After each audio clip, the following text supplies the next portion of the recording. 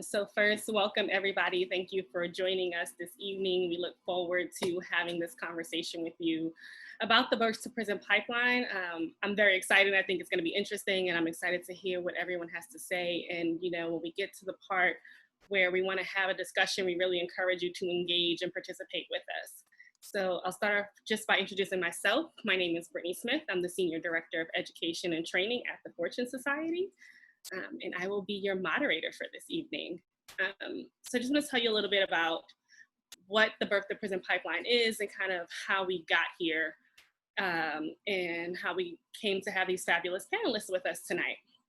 So this conversation really started with Fortune's Policy Center Collective and our David Rothenberg Center for Public Policy. And within the collective, it's a group of Fortune staff from all areas of the work that we do who have come together to really engage in advocacy work. And that's not to say that the rest of the agency is not, but the small group of individuals has worked really hard within the last 2 years that this group has been founded to really see how we can make change. And so to that end, we were doing community benefits projects through a collective participatory approach. We decided on addressing the question of education inequity, and we did some research around communities that have been marginalized and were in the most need in New York City. And we came to understand that there was a huge need in the Brownsville neighborhood of Brooklyn. And through continued research about what was going on and what types of programs existed there, as well as, legislative officials, we came to, engage with Ms. Jackson and Assemblywoman Latrice Walker. And so from there, we kind of made an appeal to elite learners to really see how we could get engaged with the work that they were doing in Brownsville. And their mission and goals kind of appeals to the work that we're doing because we're individuals like them. And I think everybody on this panel who believe in the transformative power of education, the importance of credible messenger mentoring, and a deep understanding of how the lack of resources can negatively impact communities. And so with that in mind, we started having a conversation about, not only how we can engage in a community benefit project, but how can we bring this conversation to the forefront of the work that we're doing at Fortune. And so I'm gonna take a minute and I'm gonna turn it over to the panelists and let them introduce themselves. So I'll start with you, Dr. Day. Thank you, Brittany. Appreciate it. I see we have over 100 people on this this event with us. So I'm really excited to have been invited by my colleagues to participate in this discussion. Thank you to my fellow panelists for joining us on this evening as well. I'm Vice President of Programs at Fortune. I've been here for 6 years. I provide oversight with some of my colleagues over our employment and education services, as well as one of our large initiatives, partnership with the New York City Department of Correction, called ICANN, which stands for Individualized Correction Achievement Network. We work with people inside of the facilities and then provide them support when they are discharged. One thing I'd say about myself is that I'm dedicated to this work, have been for many, many years. I served the sentence of 15 to 45 years. And I said to myself while I was inside that I want to continue to give back. And the best way for me to do it was to be engaged in the work that we do at Fortune. So I'm honored to be here, and I'm so excited to have this conversation with you all. And thank you so much for participating with us. Thanks, Brittany. Thank you so much, Dr. Day. Assemblywoman Walker, would you like to introduce yourself?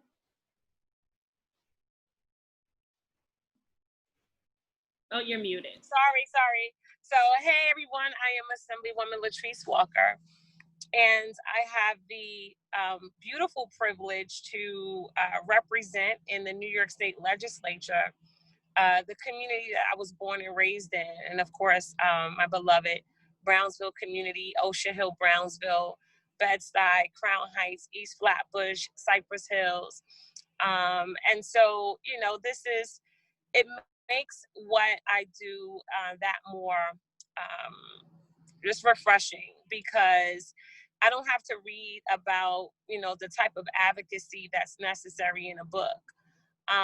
because I live it each and every day. Not only was I raised there, but I'm also raising my daughter there.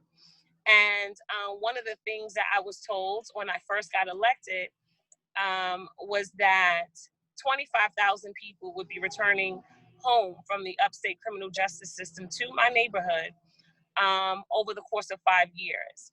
And so that immediately made me recognize how important it was to have adequate housing, healthcare opportunities, workforce opportunities, educational opportunities, et cetera, in order to continue to keep these individuals moving forward.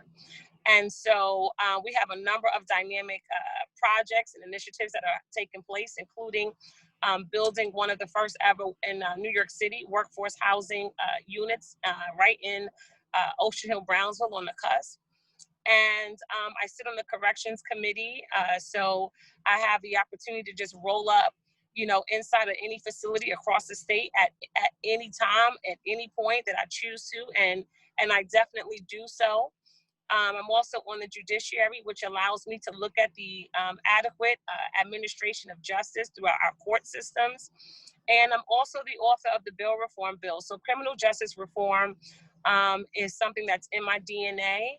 And I look forward to working along with this amazing group of individuals as we, continue and doing, our God's work through our own ministry. And then that ministry is really just helping his people. And so thank you so much for having me.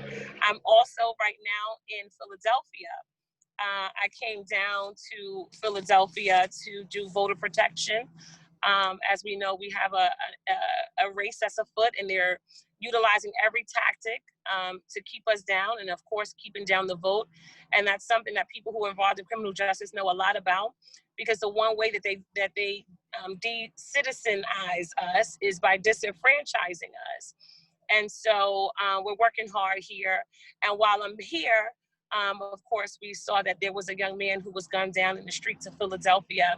And so compounded on the fact that we are in the middle of a pandemic, that we have an election that's afoot, with every trick being played out, we're still also living with, just trying to survive and looking forward to protection from the people who are sworn to protect us. And we know that we don't always get that. So I'm here. And again, thank you so much for having me.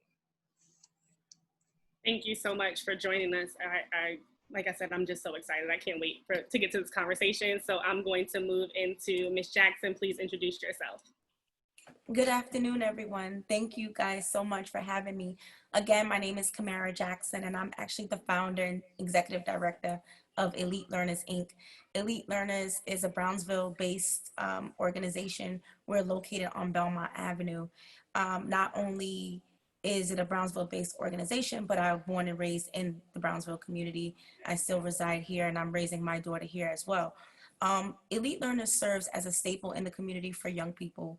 We're a safe haven. We provide a variety of resources, after-school programs, mentorship, re-entry services, and we really just aid at helping our communities to be stronger. We provide a lot of support services and mechanisms. And, the office is really, really that place that you come to for support. No matter what it is, our doors are open, and we really service our community. Our young people are proud to be elite participants. They're thriving. We have really changed the face of remote learning in a sense that it's being embraced. And that's because of the hard work of the organization. So I'm really excited to be with you, excited to join the conversation, and just talk about the issues and the resources that we have within our communities. Thank you so much, Ms. Jackson. Alexis, I'm going to turn it over to you to please introduce yourself. Hello, everyone. My name is Alexis. I was a former member of the program, the Youth Justice Board at CCI, and I'm a current member of the Youth Impact Board, also at CCI. I'm a college student, and I'm very happy to be a part of this conversation and to be able to get to know everyone here and hear what everyone has to say. And last but certainly not least, Ananya, please introduce yourself. Hi, I'm Ananya. I also was a former member of the Youth Justice Board for the past 4 years, and I'm a current member of the Youth Impact Board at the Center for Court Innovation.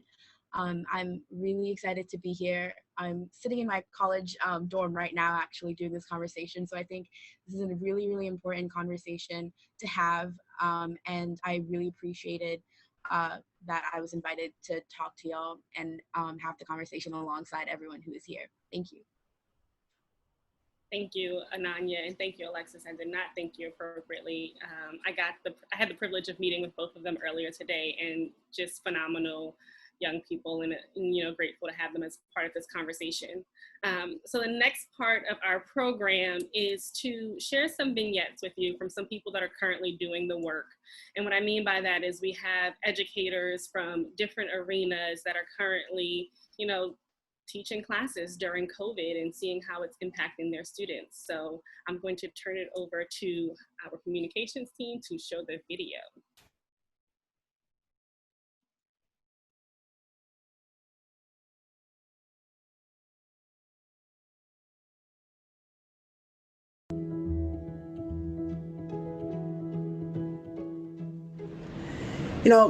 The greatest obstacles facing my students right now is motivation, an intrinsic drive to uphold the standards of an educational system which, for the most part, is crumbling around them right now. Therefore, my greatest challenge is to connect to them in meaningful ways, in the small windows of time that I have them, in the small windows that we meet in our digital devices. Because I've always gone out of my way to be more to my students than a teacher, to be more of a mentor, this is actually a little easier for me as an educator than others to make this transition. I invite younger siblings into my AP Lit class. I ask them questions about the literature of study. I get on the students who are not taking care of work while their aunties and grannies are around, and I invite them in to get the students involved and motivated in class. This year, we were hit with the COVID-19 pandemic, and that's affected us in extraordinary ways. We've had to shift from in-class sessions to remote learning at home. And there's been some challenges. One of the challenges is my students' access to technology. A lot of my students don't have laptops or desktop computers, and they have to come to the class via phone. And that can be very difficult. I think in my personal experience, my teaching schedule online has been a blessing because it's taken into consideration the age of my students, but also that has brought along some difficulties as well. So in a typical school year, I would teach reading for about an hour and a half, right? And now that we are teaching it live on Zoom, we've only had about 30 minutes to take the same skill sets that you would need students to learn in first grade in an hour and a half in person, to condense it into 30 minutes, which is next to impossible. And so you really have to be intentional and planful and think about what are the best leverage points. Another challenge that I've seen in the classes is distractions at home.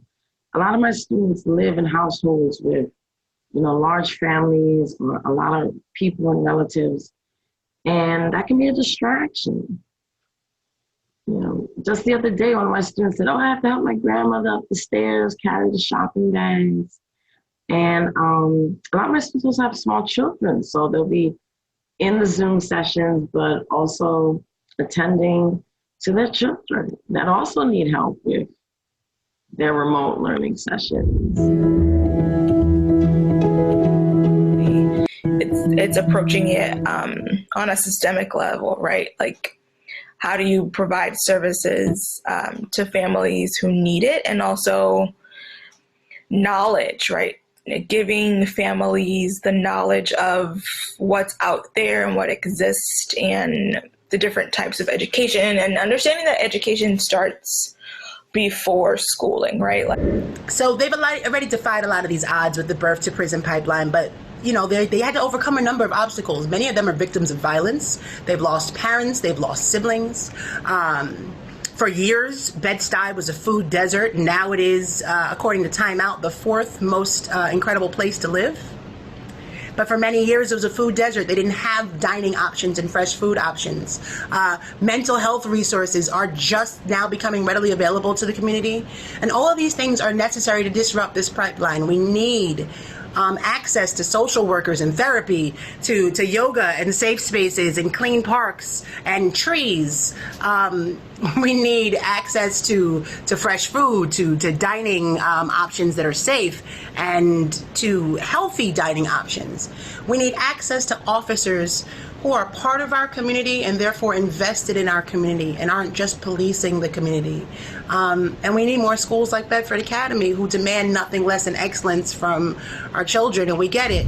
We need a greater buy-in from everybody in the community. We need to kind of go back to the little red schoolhouse, which is where I am now. But like I said, it requires a great deal of a teacher to be able to do that, and to be able to do that in these times.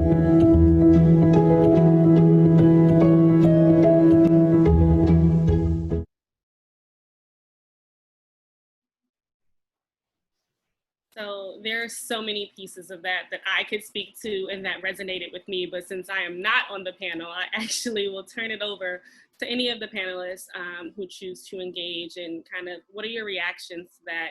Is there anything that also resonated with you, or anything that you disagree with, or has maybe been a part of your experience as to what you're seeing right now?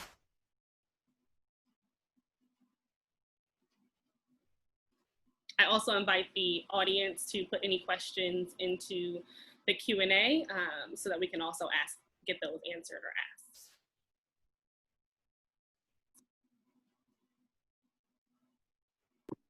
Brittany, is it open to any of us to offer some perspective? Yes, please. Yeah, sure. So, I mean, those comments about, what is necessary for us to do now to continue to keep our young people connected to education is something that really resonates with me. And I say that because education wasn't important to me when I was young. I dropped out of high school in 9th grade. And I had a mother who, when I was very young, also was a high school dropout and didn't go back to college until she was in her 20s. So, that's why at Fortune now, we are big advocates of education, and we try to make sure that people stay engaged and committed as much as possible. Because it's one thing for us to try to support people in getting disentangled from the criminal justice system, but I think our ultimate goal is to try to stem the tide of people getting into the system in the first place. So, it's like if you've already been arrested, you've already been convicted of a crime, we're trying to support people in changing their lives, as happened with me. But primarily, we really got to stop our young people from going down a path where they end up in the predicaments that they find themselves in. So education is something that we need to continue to focus on. Malcolm once said, education is a passport to the future, but tomorrow belongs to those of us who prepare for it today. So I'm a true believer in education now. So I just offer that to people. Thank you, Ronald. And it's just to kind of support the conversation. There are some questions too in this current environment about digital literacy and reentry work, which, Ronald, I'm sure you can speak to when we come back around to it. So something to consider. Other things I'd like the panelists to consider in their responses is just thinking about not just the people, like I said, who are doing the work, and we got some great information and insight from this education continuum. We had a middle school teacher, a high school teacher, and an alternative education teacher, which includes different stages along what we see as this birth to prison pipeline. So, in this area where there's a lot of social exclusion from digital literacy, how too has this remote environment, and I think this also speaks to one of the questions, how too has this remote environment really impacted education and how we keep individuals engaged?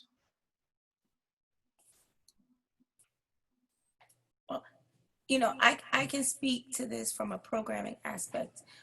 With remote learning, you have to really have our students engaged. We need innovative programs. We needed to hear the voices of our young people to find out what subjects were they interested in, or what programs remote after school are you interested in taking part of, whether it be virtual robotics or chess or dance. This pandemic was different. It was different for us as adults, and it was really hard for our young people to manage and then make that educational transition. So hearing their ideas, being able to take their wants and just get creative with how we educate was huge.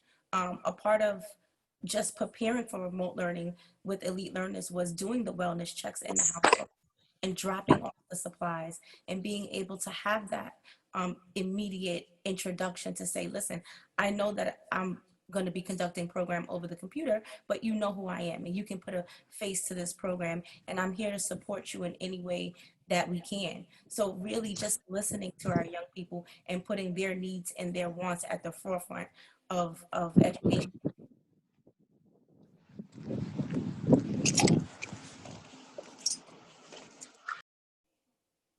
Thank you for that insight, Ms. Jackson. I'm going to ask a few of the questions that have come into the chat, see if there's anything that anybody, or see if anybody can respond to these. So one of the questions is, it scrolled, sorry. How do we combat not only the environment and all the obstacles that come with it, but also fight the lack of Wi-Fi devices and a personal touch? And I think some of that you just spoke to, Ms. Jackson. And then another question that has been posed is, with all that's going on in the day, are there night classes that are available for remote students to allow them to engage with a flexible schedule? So definitely we offered additional support. So this was support that you could arrange to have in the evening time. You could arrange to have this one-to-one tutoring during the weekends. It's just additional support onto the your regular remote schedule or during the day. And that's important. As parents, as citizens, we had to just take a proactive approach, and not really waiting for our young people to fall behind, but just being able to provide that extra tutoring and that extra support. Elite Learners was able to do that with the support of Fortune. So, we really appreciate it. We encourage all of our private institutions to really reach out to your local community-based organizations and donate if you can. Support these efforts of us being able to provide this wraparound tutoring approach to just be able to assist. Thank you. We also have a call to action from one of the guests. And so the statement says, I worry that our literacy instruction is aimed at about 40% of students, and that shows in our literacy statistics. The type of reading instruction needed by 60% of our kids, including dyslexic kids, is not very available in our schools because teaching colleges don't prepare teachers to teach reading. We need policies around literacy instruction K-3. Would you join me in this fight? So that's one. I'll say that K-3 education is probably some of the most crucial moments because, of course, children or students are developing most of their social skills, as we see in kindergarten classes. And then, of course, we've all learned that by the third grade is when they start dictating how many jail cells that they're going to build for our children. And these are also stages where most of the foundation of their educational experiences are being formed. And I'll never forget one day when I went to a school, and the school had a system by which they tracked the discipline of their students, including kindergartners. And they had first offenses, second offenses, third offenses. And then once you got on the third offense, that was the ultimate, now you are labeled a bad kid. And then they start to consider putting you out of that school and maybe putting you in a different educational setting. And so from kindergarten, they're already sort of putting you on the track and the understanding. as to how your juvenile experience is going to be, particularly growing up in 11212, 11233, 07, etc., 08. And one of the other fights that we've had in Albany is about suspension. They are suspending, people's children at 5 years old. And we were trying to get rid of suspension for any grade below the 5th grade. And the fight that we have as legislators in order to just make that happen so that we can move to a more restorative justice educational experience as opposed to something so punitive, we can't even get the sort of buy-in from a number of the organizations across the state who are involved in the education of our children to say, we're not gonna, handle our babies in that way.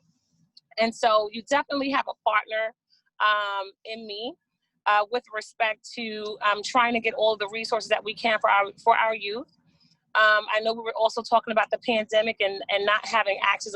I think you mentioned digital literacy, but sometimes we don't even get to digital literacy because we're living in broadband deserts. I heard the sister mention about the fact that Bed-Stuy was a food desert. But now we're expecting our children to go online and participate in this educational experience, and we don't even have the tools and the infrastructure in order to make them successful. And so it's really going to be incumbent upon each and every one of us to be involved. And so, you got my support to the person who had that question.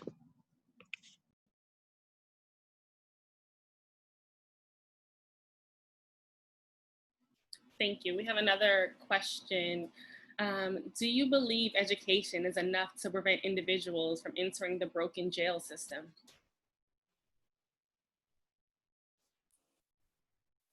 And that's open.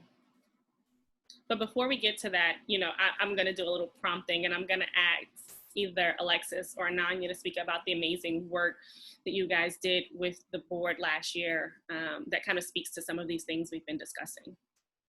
Yeah, I was actually just about to answer with the question you were posing before, but in the past 4 years, we've worked on 2 different issues. We've worked on youth.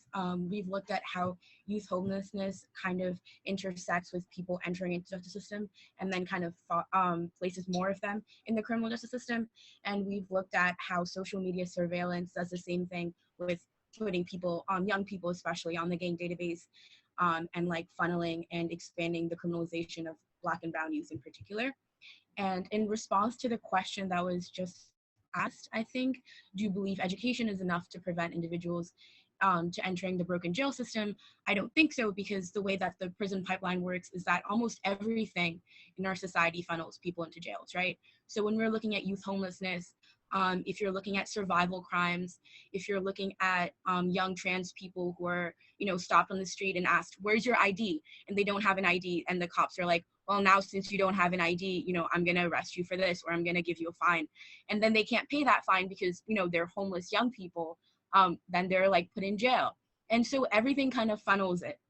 Right. So it's not the education system that just needs saving, I guess. It's a lot of other system, it's a lot of other issues. It's about housing justice. It's about food instability. As one of the teachers was talking about how Bed-Stuy used to be a food desert, right? Like you look at survival crimes that happen because people don't have access to food.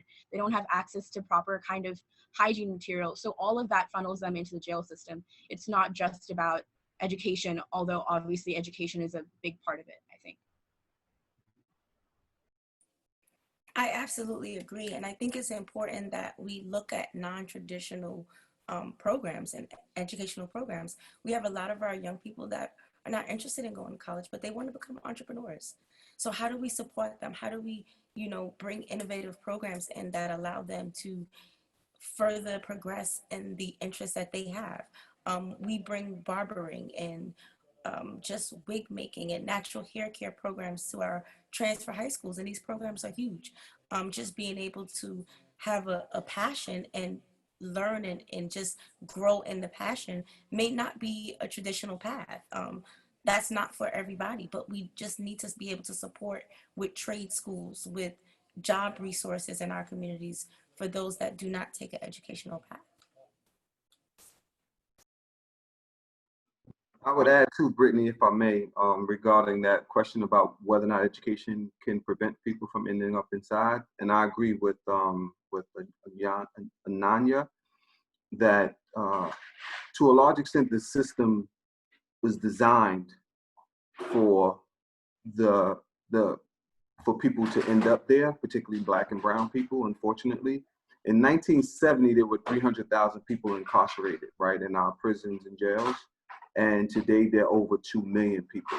So we're talking in an over 50-year period, the numbers of people that are incarcerated has grown astronomically. And we have introduced all of these draconian laws, right? So more people are ending up in the system for crimes that are relatively minor. We talk about marijuana possession and all these other issues. We see people stealing stuff from the store and getting 10, 15, 20-year sentences, sometimes life sentences. So it's really ridiculous, some of the things that have occurred. However, statistically, we know that if a person ends up in prison, that they are more likely to have lower educational attainment, and that a lot of individuals who end up inside have dropped out of high school. And there was one study that said if an individual made it to into high school, the 9th grade, and they dropped out, they were more likely to end up in prison. So we do know that if you have limited education, then there's a greater likelihood for you to end up inside of our system. And that's just a reality. So that's why we're saying before we get to a point where people get inside and then get educated, that you should get educated before, because it's going to significantly reduce the chances that you're going to be entangled in the criminal justice system. Thank you, Dr. Day. We have some fabulous questions that I'm seeing. We're going to move to another question and answer period a little later, but I wanted to ask some direct questions to the panelists at this time. And so, Ananya got a chance to answer this, but I also want to turn it over to you, Alexis, to just ask, what your understanding of the birth/school to prison pipeline has been, and what, if any, way has that shaped your involvement with the Youth Justice Board?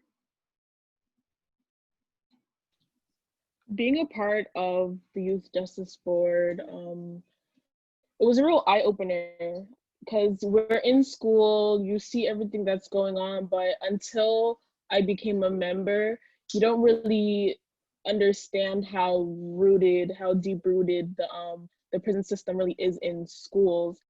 As a young person that's just graduated high school, coming from Brooklyn, we have school safety agents, and these agents, they're in our schools 24/7. There are multiples of them, 3 or more on each floor. And sometimes for quote unquote worse schools, there's like actual cops with actual weapons in these schools, in these high schools. So to walk into YJB and to be a part of these conversations with these people that know so many things, it really helps you understand how just weird everything is. I have no better words, but just very weird how the NYPD and just the prison system and the justice system is so rooted in our schools, because we are just waiting to be criminalized. In the Youth Justice Board, when we did our talks with other sites, we had a game, and it was very surprising to see how other students didn't know how easy it was to get suspended, how easy it was to go to a detention camp, a detention school, and how long you have to stay there, and how bad it is to transfer back into regular school after being in these detention centers. So yeah, being in YJB has really opened my eyes as to what's really going on in these systems. Thank you so much. Dr. Day, I'm going to circle back to you as well, because I think you mentioned this as well, how important you find education to be with regards to justice involvement. But what is your take on understanding it from not just the school to prison pipeline, but from birth to prison?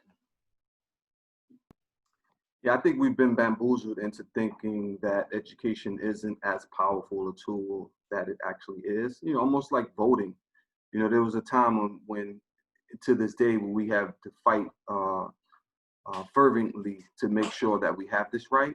Now we have a situation too where we're encouraging people to continue to get an education, and some people are like, "Oh, I don't want to stay in school." I know that because I was one of those individuals. So, you know, I offer this, right? So, as I said earlier, my mother had me when she just turned 16 years old. So you're talking about teen pregnancy. You're talking about birth to prison.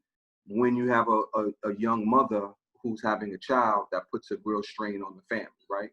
And my father was incarcerated on Rikers Island at that time. So, you know, you have this situation, a teen that's pregnant, the dad is incarcerated. So we know already, again, from all of the data, that if you have a family member that's been incarcerated, that there's a strong likelihood that the child could also become incarcerated.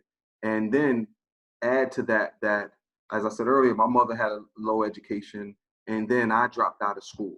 So all of these different factors together with some of the systemic issues that we have in our community. I grew up in the South Bronx, where the neighborhood was drug infested, right? And there was government indifference. There was really no real concern about changing that particular community. We saw, I believe it was Jimmy Carter who was running for president, or I think it was him, and they showed the South Bronx, how it was burning at the time. They had all these buildings dilapidated, and nobody really cared about what was going on. You know, we have these under-resourced schools. So someone like myself didn't see value in education at the time, right? So that is how you talk about from birth to prison. I see myself as an example of, with all of the issues that happened, that I went from the situation that I was in, living in this particular community, and going right to prison, feeling almost like a lot of the folks that I grew up with, that it was almost inevitable that we would end up there. So it wasn't like I was sitting around saying, I'm waiting for the police to come and put handcuffs on me, but we were engaging in behaviors that led to that.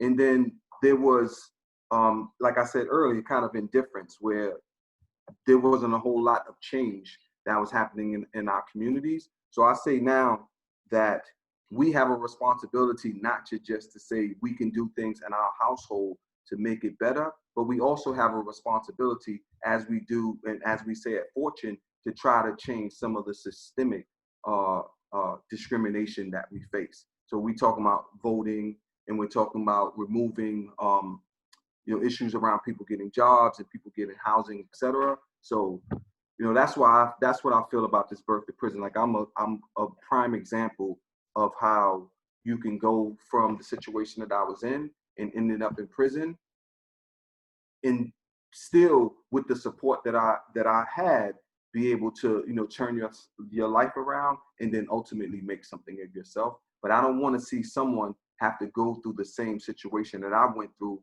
because it doesn't always happen that way. A lot of people end up with serious struggles, after coming home from a long stint of incarceration. Thank you so much for that insight, Dr. Day. Ms. Jackson, I'm gonna swing it your way now. I think, Ananya, Alexis, Ronald kind of answered this question around the birth to prison pipeline. So I'm gonna toss it your way. One, just about, again, your perception of what that actually means. But then I also just want to tack on for you. You spoke a little bit about working with CBOs and engaging in supportive services, volunteering your time, donating money if you have the capabilities. But when you think about this, again, this continuum from birth to prison, what are other ways that you think that we can disrupt this pipeline? And, how do you think that racial inequities in education continue to contribute to it? Okay, so in having a conversation with my team before getting on the panel, I asked the same question about how can we disrupt this? Like, I want to hear what innovative ideas you have. And this is from a variety of individuals, some that have never been incarcerated, others that have been incarcerated and have completely changed their life around. And now all they do is dedicate their time to making sure that young people know that there's other resources and outlets. One of the things that we came up with, actually calling it what it is. a birth to prison pipeline? How do we create a course in schools early to let our children know, like, listen, this is the world that we're living in. This is what's actually taking place. Let's address this. Let's create preventative methods so that you don't have to be a part of this system. If we identify young people who have generations of just family members and just parents that are incarcerated, how do we get to them early? And just provide that support and provide the knowledge and really own in as a community to prevent the cycle from continuing. So definitely bringing it to the forefront of the conversation like we're doing it now, and really just mixing it in with the education so that we could have preventative methods before we have this continuous of a pipeline. And then to address some of these inequities as far as the remote learning, we really need proactive measures. So we have to encourage our parents, we have to encourage our young people to take advantage of whatever resources we have out there now, whether that be tutoring, whether it is Saturday Academy on remote learning, just to reinforce what was taking place during the week. I encourage teachers that have flexibility in their schedules now to volunteer to put in additional hours with some of our young people within the community. If you're teaching a course, you can identify the students that are struggling remotely. Give some extra volunteer time, give some extra hours. We're asking for retired teachers to now come back in and just reinforce the education and the need of just continuous support. Donations and support of our local elected officials are huge because community-based organizations such as myself, we're on the ground, we're in the schools, we're in the homes, we're on the streets, and we're really hearing and aiding to the needs of community members. So when we're strong, we're able to continue to do the work that we do. You gave me the perfect segue to bring it over to you, Assemblywoman Walker. Just one, about what action is happening at the statewide legislative process with regards to the issues that we're discussing now, and what are your thoughts on those in relation to the birth to prison pipeline? Well, almost every issue that we can think of basically comes across our desk. We deal with thousands of bills each and every legislative year. But let's say if we're talking about the education budget. One of the things that always particularly disturbed me was the fact that when I have attended, let's say I'll go into Crossroads, and the school system within Crossroads, which is a juvenile detention facility, is the District 79 schools.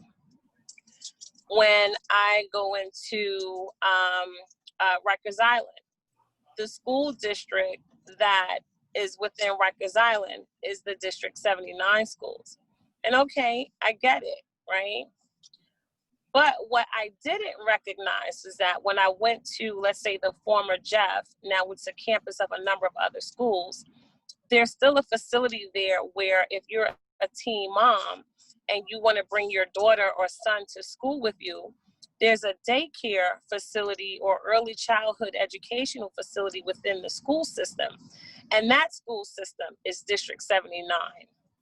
And so to me, there is no starker or more prevalent place to be able to see a school to prison pipeline when the very educational process that is educating the babies, when we bring our babies to these individuals, to the system, to this educational system, to the New York City DOE, is the same educational system that they are educating our babies, because that's basically what they are, love it, like it or love it, but they're still our children. And how do you develop a curriculum that addresses that, right? Like the young people who are in Rikers Island need trauma-informed curriculums. And is that the same, should the same superintendent be over those young people that are over, the 0 to 3 year olds? I don't think so. there's a special skill. We already talked about how developmentally, you know, the babies are, and a special expertise that is needed in order to divert, you know, a lot of the pain that may be existing to prevent them from ever having to touch the juvenile criminal justice system. But we put it in there, we put them in it without them ever even knowing or having a sense as to, you know, what anything is. And so I think that that's also another, you know, issue that we need to look at. Of course, I mentioned suspensions. We're also looking at a number of different aspects with respect to access and to quality education and fair funding at all educational levels. A lot of times people are always talking about equality, but we may not necessarily need equality in our school funding systems because some school districts needs a lot more than others. And the particularized educational experience, I think, you know, needs to be catered in order to meet people where we are. One of the initiatives that we have working with Kamara Jackson and Elite Learners is also with the Brownsville Collaborative Middle School, is we were trying to get off the ground a midnight basketball initiative, where one of the sort of founding or our heroes, hometown heroes with Jocko, he would always tell us that midnight basketball is what pulled him into being connected to government and community services. And so he always wanted another midnight basketball program because he felt like if we could provide basketball to get the young people in the door, then we can give them access to the workforce development, the educational information in order to keep them there when they are disconnected from school, period. And so how do we bring them back in? So those are some of the other things that we are looking to fund. And so there's just so many things. Like, I mean, this conversation can kind of go all night in terms of some of the things that we're doing to address some of these concerns. But you know, just, you know, we're all laser focused and to think about it though, like I think someone mentioned, we are disrupting the continuation of slavery in America, right? There are 36,000 people that are incarcerated right now in our prisons and jails across the state, well, in our prisons. And so there's labor that's associated with that, where people are making, don't even mention like less than minimum wage. They're like making less than a human wage. We're looking at third world countries and telling them that, you know, they are creating crimes against humanity, but we are allowing the criminal justice system to do that each and every day with the wages that they're paying people for the work that they're doing. It's a continuation of the chain gang. And then once you do it, once you go through the system and you do your time, and then they still remain like connected to you through parole or through, you know, the lack of access of jobs. In terms of another thing we did was having to remove the question as to whether or not you ever been convicted of a crime from a housing application, from a work application, hell, from an application to go to college. Mm-hmm. And so it's always amazing, you know, to see and to hear and learn from Dr. Day and Dr. Divine Pryor and all these other individuals who are like basically turned, you know, everything that was against them on its head. But we have to make sure that we are continuing to provide those opportunities, and we have to put education back into those institutions. I mean, there's a lot of work out here for us to do. And I think that, you know, collectively, we just all have to recognize where it's important, why it's important, and that it's important. And the fact that we know every time we try to change something, just like when we try to change bail, they came up with every reason to roll it back. And every time we take an inch forward, they're going to try to move us back. But it may have taken us 401 years to get to this point, but it's going to take an eternity for us to protect all the freedoms that we presently enjoy. And so, again, you know, I look forward to it. I'm even going to talk about the fact that now, you know, people on parole actually have a right to vote, and they need to be out there getting registered to vote because your vote is your voice. Or the fact that now when the census is being counted, you're not counted in the upstate criminal justice facilities. You're counted at home because we need those resources for our schools, for our roads. And so all of these things it is that we're doing to just really just bless the system. Why? Like, we don't even want to take it off the hinges. We want to just bust it wide open so they could never put it back on the hinges again. But they're trying to do everything they can do to protect that institution and to make America great again. Thank you so much, Assemblywoman Walker. There have been some great questions in the chat speaking to, exactly what you were just speaking to. And one of them provides these very alarming statistics that states we invest $25,000 per student in the New York City Department of Education, and over $300,000 to incarcerate someone for 1 year in New York City jails. What should we be doing to change this investment? I think divesting from the criminal justice system, like the police in particular, is really important because like that statistic what they brought up reminded me of what I saw in the news recently, where de Blasio was like, oh, we can't afford like $900 million dollars in like back pay for our teachers, right? But we can invest about like $12 billion like annually in the NYPD. So I just don't understand how that makes sense, right? You can spend all this money in upholding a system that criminalizes young people, but when it's time to actually provide resources for those young people that would, potentially prevent them from going into the criminal justice system in the first place, we don't have the money, right? So I think one way to disrupt the system is divesting from the NYPD, is divesting from the fact that we think that, it's we're putting all this work on individual students and individual teachers instead of blaming the way that the system is designed to kind of put young people in jails, right? Black and brown people in particular. So I think not speaking about the fact that it's like, oh, it's the student's fault if they don't do this thing, if it's the parents' fault if they're not telling their kids to be like, oh, you need to do your homework, or you need to do this and do that. No, it's the system's fault for setting it up this way, that if we don't do one thing, we end up in detention facilities, Mm-hmm. But I want to piggyback a little bit off of what Ananya said, and I think that was profound. So we just closed down a facility in Ocean Hill, Brownsville. It was called Ella McQueen, and it was a juvenile detention facility. And after close to home, most of the young people who were in there were no longer there anymore. And so now what we're turning that facility into is a place of hope for young people. So for young people who were formerly justice involved, we're doing housing just for that particular group, or for young people who are aging out of foster care.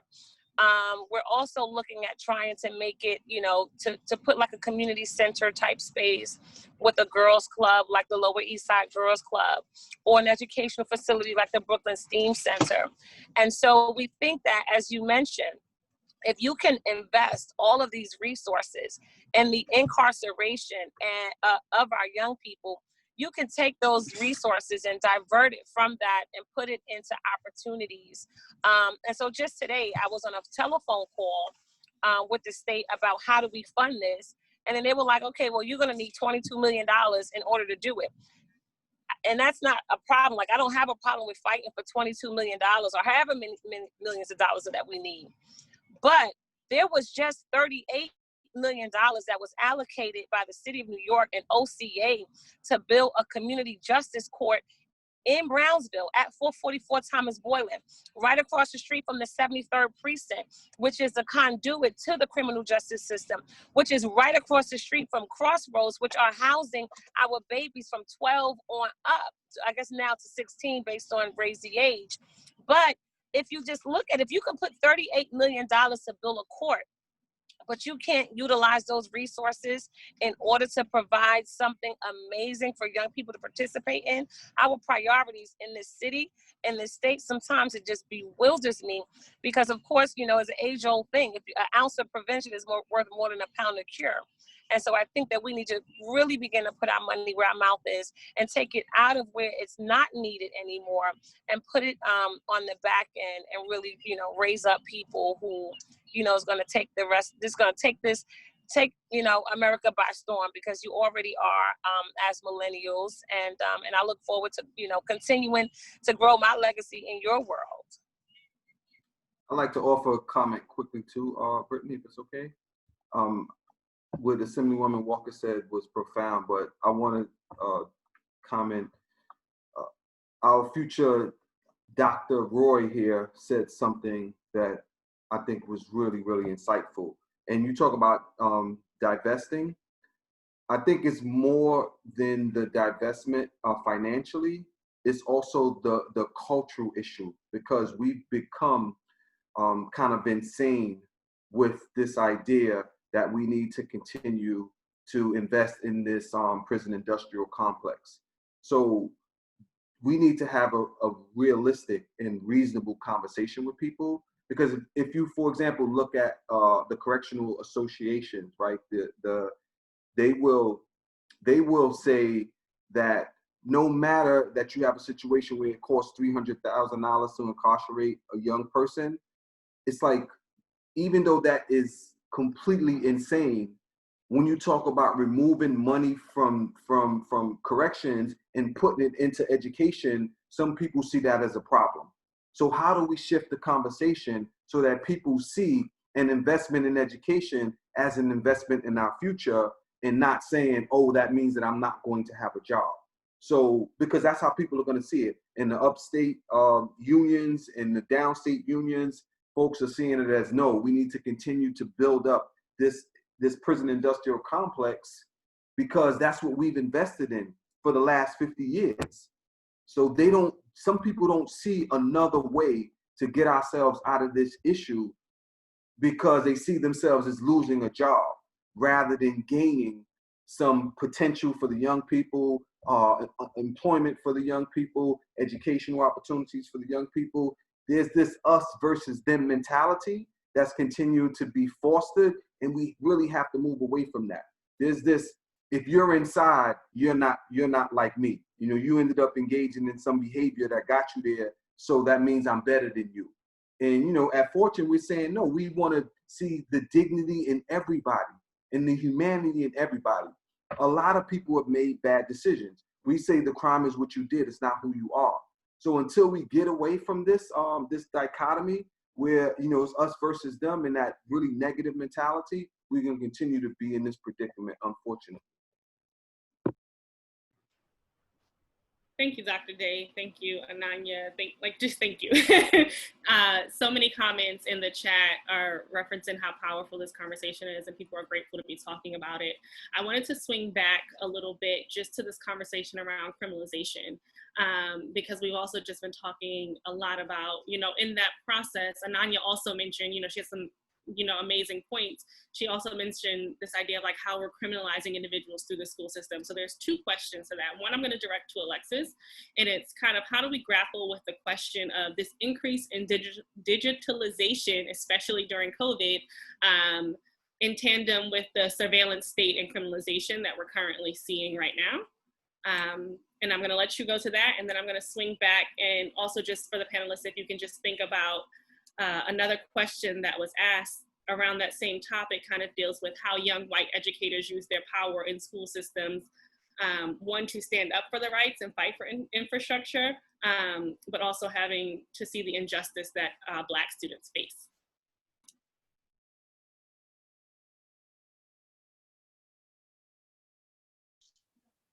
To speak to the criminalization, especially with COVID, in the Youth Justice Board, the last 2 years we did digital safety and security for youth on social media and just like on the internet in general.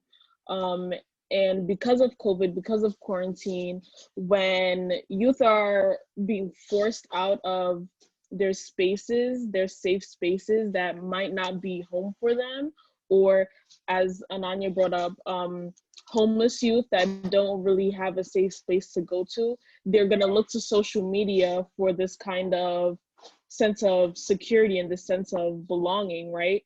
You have all these different communities on Facebook, on Instagram, on Snapchat, where they could be themselves, and then you have authorities impeding on this, on their lifestyles because they want to find things incriminating, right?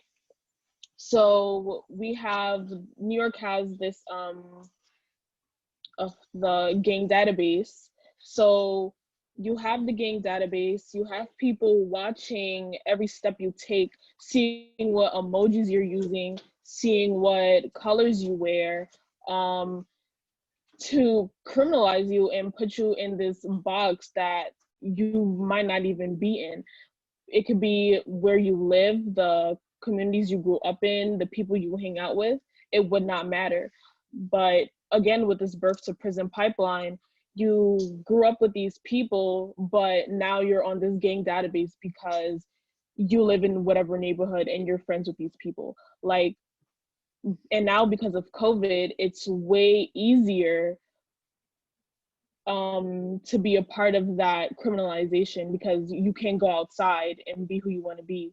You're on Instagram, you know, sharing your life with your friends and your family when there's people lurking in the backgrounds to watch your every move.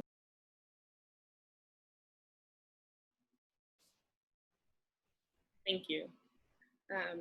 As I mentioned, you know, I think that so in this current environment and working in Fortune and overseeing our education and training programs, it is disconcerting to think about this idea of how much we're relying on the digital environment and also taking that into conjunction with everything that you just said. Some of my participants, you know, are older individuals that do have young children or young adults that, you know, are being surveilled in the same ways within the classrooms. There's conversations, and you know, we spoke briefly earlier today about the situation where the young boy was, the police were sent to a young boy's house because he had like a Nerf gun in the background, and they said he brought a gun to school because he was on Zoom in the classroom, right? Or BB gun or whatever the case may be. So it's interesting just to think about how, you know, they're using youth and young adults and saying that like, putting them on gang database and looking at that. At the same time,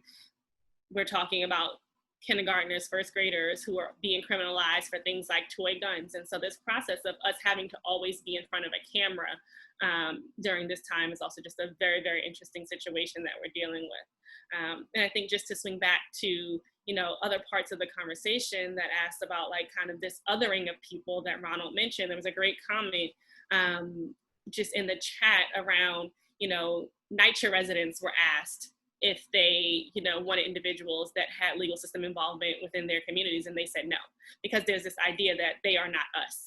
And it creates these barriers with how we move forward, how we, you know, overcome some of these obstacles. And so, you know, part of the conversation, and one of the questions that was also asked is how can Black and Latinx people achieve educational equity, economic equity, housing equity, health equity, when our founding constitution and Declaration of Independence was created and established, when Black people were not considered people and weren't citizens, were property. And I think Assemblywoman Walker spoke to this earlier.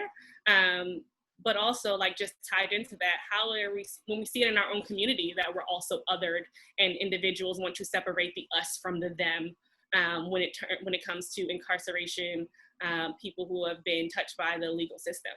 So how do we kind of move forward knowing that the founding of this nation is very deeply rooted and embedded into this kind of racial inequity? And that's open to all of the panelists.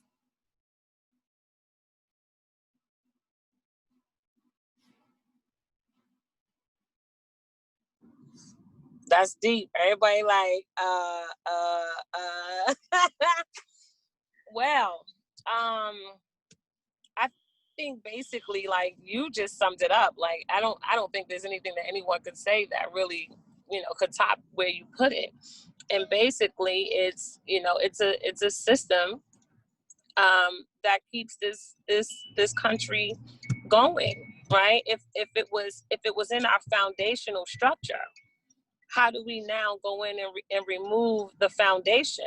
We just, you know, whenever you remove the foundation, everything comes toppling down. And then we have to be in a position of rebuilding. And I think and that only comes when people are empowered to recognize that they can be the change that they're seeking. And you know, there have been laws. Darn. You know, single motherhood, you know. Even though you're out here, you're a lawyer, you're, you know, doing the most, you're an assembly, you still have to, of course, you know, deal with Lucky Charms and milk, even in the car on a road trip in Philadelphia while you're out fighting voter protection.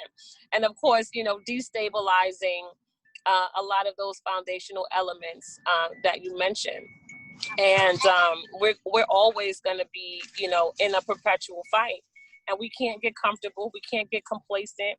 We can't think that just because we had, you know, a Black president, that we don't need to make sure that we are electing people who look like us on the ground to introduce laws at the city council level and others.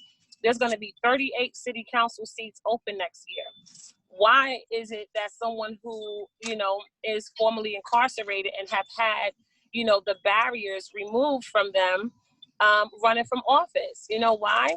Because even when people go and get a certificate of relief of good conduct, they'll tell you specifically on that document, you can do everything, anything that you want to do in the universe except run for office. I don't know if anyone has ever seen that, but I know that whenever it is that we fill out those papers for other individuals, this is what we've seen. We need to put people in power who represent our ideals, who look like us, who support us. And folk need to be buttoned up against that. Why is it that just because I was involved in the criminal justice system that I can't represent the neighborhood that I live in? Because you can. And the only way that we can change that is by changing that. And so, and we do that in Albany each and every day. And so when those buses start going back to Albany, I am hoping to see some of these 115 or 125 people on this Zoom on those buses, because out of sight is out of mind. And so you got to make sure that you are there. The reason why, you know, Crazy is getting its attention now is because Crazy shows up. And that's how we're going to, you know, begin to sort of break down the walls of Jericho, as they would say.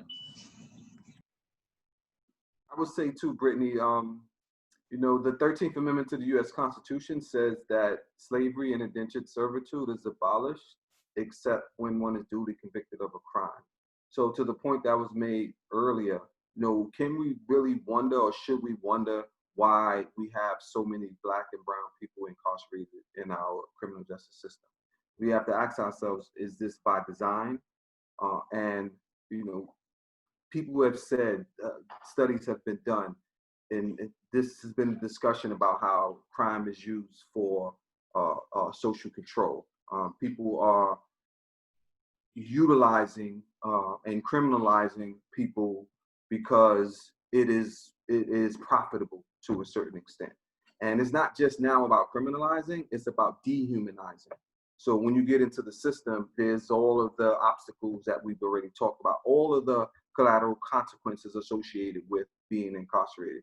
So you'll have someone say, you know, I believe, as conservative presidents once said, that when someone is released from incarceration, that they should have a second chance, right? But there's a question about what this idea of second chances actually means in the lives of people who have justice system involvement. When you think about all of the barriers that people face, all of the work that we do in our organizations to try to change, you know, these issues, they are astronomical, you know, insofar as preventing people from being able to thrive in communities after they've been impacted by the system.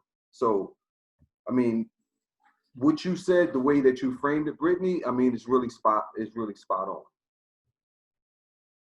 Thank you both for that, like, amazing feedback, response, thoughts.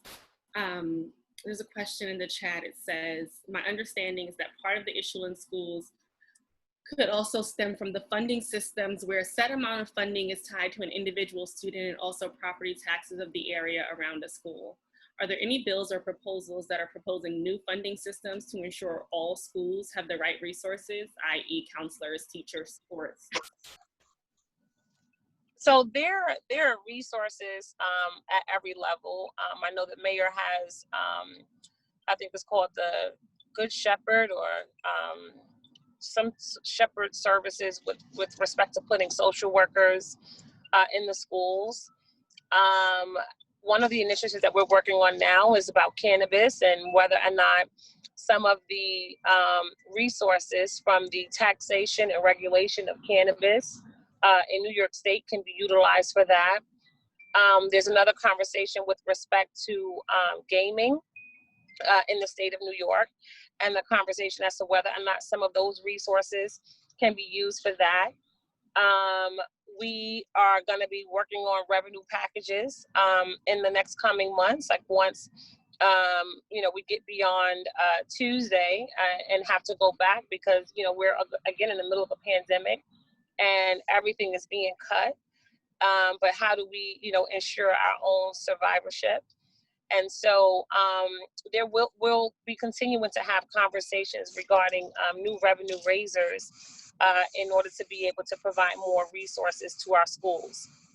Now, one of the things that when it comes to school systems, every other school district, with the exception of New York City, when we get our package of the amount of money that's going into every school district, we can see, what's going in Long Island and the Long Island districts, what's going upstate.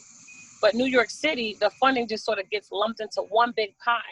And that's because we have something called, what is that called? Mayoral control. Now, I'm from Ocean Hill, Brownsville, and we come out of the Ocean Hill, Brownsville teacher strike.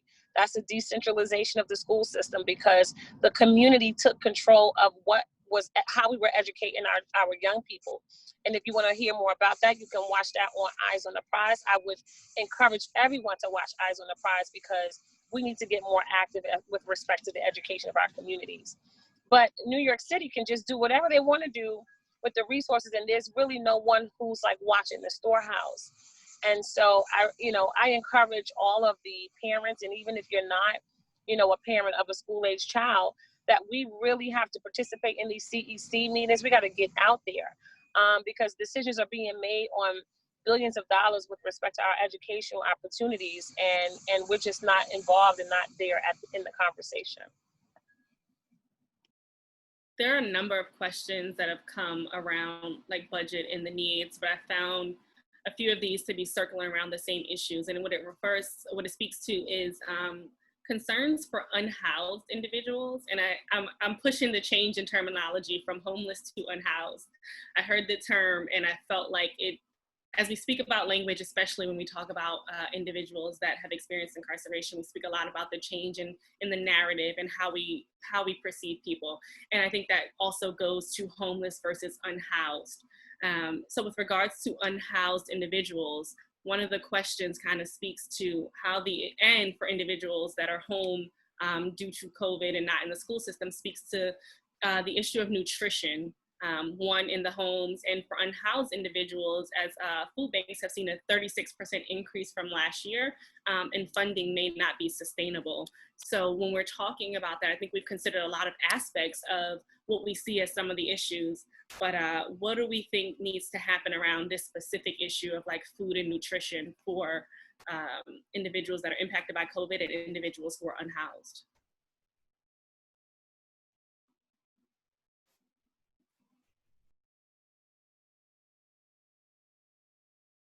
I'm not sure if that was for me or to open up, the opportunity to.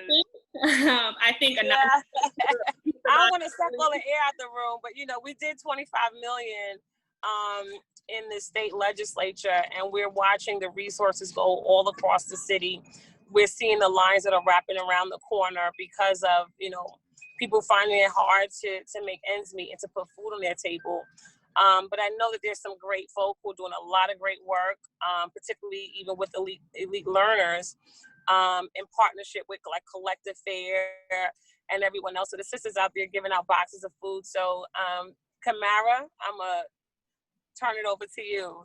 Thank you. Well, I was going to say we need another stimulus package. we need some more money. I know the government did set out some support for for students that are in remote learning.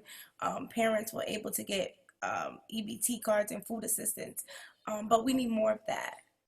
As Assemblywoman stated, we've been in the street, we've been giving out food packages 3 and 4 times a week, just making sure that our parents and our kids have food on the table. This is real. It's a real issue. It hasn't gotten easier since COVID. And we just have to keep just flushing out the resources to the schools and to the homes. One thing about, your child going to school, it was a relief for a parent. You send your child to school, they're safe, they're in a safe place. You know that they're getting at least 2 meals a day. And parents relied on that. So now that our kids are home, some of our parents are still working while their children are home doing remote learning. We have to make sure that there's food and groceries on the tables. So if it means us delivering food boxes, we're doing that. If it means us outside of the office, handing out the boxes, we're doing that as well. So I really encourage any and everybody to reach out to your local community-based organizations, reach out to your elected officials, see what giveaways are happening, and just get active in the community. Never be too proud to show up and get the resources that you need. Thank you. Would anybody else like to comment before I move forward? I saw some head nodding. I would just say, Brittany, that at Fortune, we have for quite a long time now distributed food and vegetables, healthy food to the West Harlem community. And, we have a goal of making sure that the individuals that we serve are fed. So, when we were in the office, we made sure that people got, 3 meals, breakfast, lunch, and dinner. They were with us. And we're consistently reaching out to funders so that we can expand, right, the food service that we provide to people, and connecting with other organizations so that we can make this happen. Because we know at this time, as Ms. Jackson is saying, and as Assemblywoman Walker is saying, that our communities are struggling, especially with how hard we've been hit by this pandemic. We can't sit around and wait for a stimulus package, although we believe that one should come. So we've been working diligently as much as we possibly can to try to get food to the individuals that we serve. We have a responsibility to do that, and we're going to continue to do it with the hope, of course, that the government is going to act.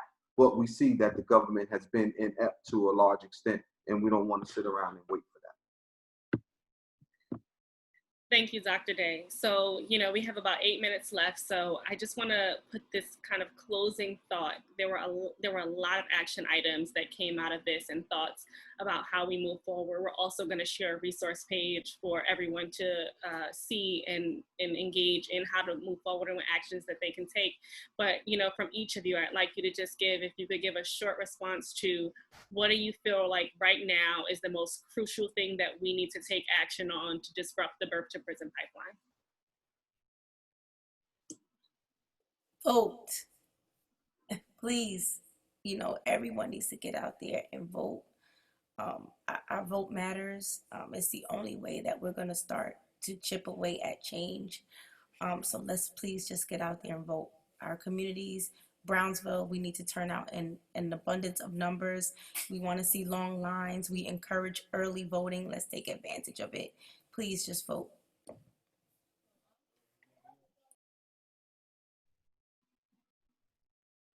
Dr. Day? Oh, cool. Thank you. So disrupting the birth to prison pipeline, I think, education is going to be like a pivotal component of it. And although, again, I agree with the future Dr. Roy that it's not the answer, but we do need to focus on education. One of the most consequential decisions that I made was to drop out of school. And one of the most consequential decisions that I made was to go back and to see the value of education. And, after serving 15 years of incarceration, I devoted 10 years after my release pursuing education, earning 2 masters and a PhD. And, I felt like I needed to sacrifice in order to be able to do that, because there's so much value in education. That's something that no one could ever take away from you. I mean, I love to hear people call me Dr. Day, but it's not about, about an ego or anything. It's about this sense of fulfillment. It's about a sense of pride. It's about someone thinking that although you engaged in criminal behavior before and you don't have much value, it's about turning that on its head. It's about doing a 180 in debunking a lot of the myths and stereotypes about people that have been impacted by the criminal justice system. And I think that education can do that. So I'd say that education is going to play a pivotal role, and that we have to focus a lot on education. Thank you, Dr. Day. Assemblywoman Walker? Well, man, I would say they took my answers. But it's hard to always like sort of find what the smoking gun is. And so I'll say, in addition to the priorities that they both mentioned, is like opportunity and employment opportunity. Like, I think that that's the best deterrent to a lot of the things that we see. Most people may not want to complete school because there's what's at the end. There's no pot of gold on the other side of that rainbow. And we all know people who are the working poor. And so when we are not providing opportunities for young people to be able to help support their parents or raise children on their own, then I think is when we create an opportunity where a means have to meet an end. And so people will look at other alternative opportunities by which to enrich themselves and take care of their families and take care of the honor and the integrity of their communities and their good name, etc. And so I think that when we are providing people with jobs, and not just any job, I mean like jobs with dignity, union jobs, jobs when you're actually making enough money so that you can provide, a decent living for your families. Like, I think when we're able to recognize the importance of job creation, job opportunities, that we give people something to live forward to, wake up in the morning or whenever and go to. So I think I would couple that with education. Of course, November 3rd, please go out there and vote if you have not already done your early voting. This Sunday is sold to the polls. It was the #1 day where there were more votes cast for Barack Obama on the Sunday before Election Day than any other day. And so we've done it before. We can do it again. We have to vote like our lives depend on it, because it does. We're seeing what has happened in 1600 Pennsylvania Avenue, and trust, once it's in a lame duck session, it is only going to get worse. And I don't want to, utilize scare tactic kind of politics, but I'm scared. Like, I don't know what this guy's potential, is. And so it's going to be incumbent on each and every one of us to make sure that we're out there and we are in quiet dignity, and we are standing on the shoulders of people who died for that right? Like the Voting Rights Act is what gave us the opportunity to vote. And it's not something that just exists in perpetuity. It has to be reauthorized every 20 years. So when we don't use it, we will lose it. And there are opportunities that have been presented to us now with early voting, automatic voter registration. We're moving to an online voting system. I see that we got people from all across the country. So if you got online voting, if you got mail-in ballots, you got absentee ballots, don't mail your ballot in right now. Take it in. Please take it in. Do not put it in the mail. But there are so many opportunities by which to do so to make it easier for you. So please go out and exercise the franchise. And again, thanks to the Fortune Society, and thanks to each and every one of you for having me on this panel. And I appreciate all of the comments. I hope we are keeping track of them. Like, I've been trying to screenshot some of them because there were some great suggestions on legislation, on things we need to do, things we need to fund. And so I'm going to plagiarize a lot of that stuff I see. And I'm glad your names are associated with it, so that when I give my speech on the floor, I can say I got it from you. So God bless you and stay safe. Thank you so much, Assemblywoman Walker. Alexis, I'm going to turn it over to you and get your final thoughts on this. To really end a birth to prison pipeline, I feel like we have to understand that a lot of these systems were not created for us, and reform is not a thing. The 13th Amendment was reform. The abolition of Jim Crow was reform. And here we are decades later, still fighting the same fight. So I feel as though to really get rid of all of this, this generational trauma, these burdens that we all have to face, we have to get down to the roots of everything, so we could truly be free of this this modern day slavery. Thank you so much, Alexis. And Ananya, I will leave the floor to you.